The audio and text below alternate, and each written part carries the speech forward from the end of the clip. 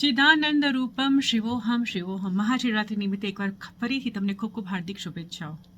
ખૂબ જ સુંદર આજે સ્તુતિ છે, એનું નામ છે નિર્વાષ્ટકમ. હું મન, બુદ્ધિ કે અહંકાર નથી. હું મન નથી કે જે વિચારો કરે છે.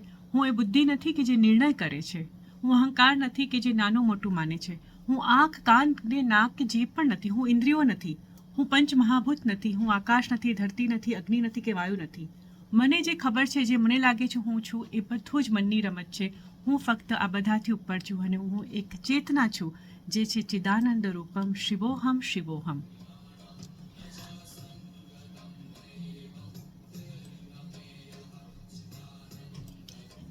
હું પ્રાણ, ધાતુ કે કોઈ કોષ કે અંગો પણ નથી. હું પ્રાણ નથી, હું પંચવાયુ નથી, હું સમધાતુ નથી, હું કોઈ પણ જાતની જે આપણે જોઈ શકીએ છીએ એવી વસ્તુ નથી.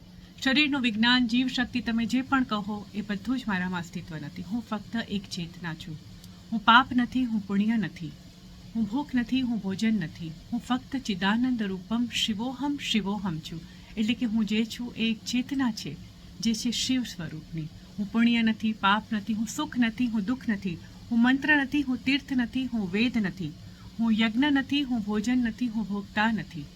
કારણ કે ધર્મ, પૂજા, યજ્ઞ અને તીર્થ આ બધું જ એક સાધન છે શિવને પામવાનું. પરંતુ સત્ય એ છે, આ સાધનથી પણ ઉપર એક સ્વરૂપ છે, જે છે શિવ સ્વરૂપ. હું ક્રિયા નથી, હું કરતા નથી, હું માત્ર ચેતના છું. અને આ છે તાત્પર્ય નિર્વાષ્ટકમનું. નિર્વાષ્ટકમ આપણને શીખવાડે છે, આપણને શંકરાચાર્ય કહે છે કે જે તમે જોઈ શકો છો, જે અનુભવો છો, એ જ કંઈ જ નથી.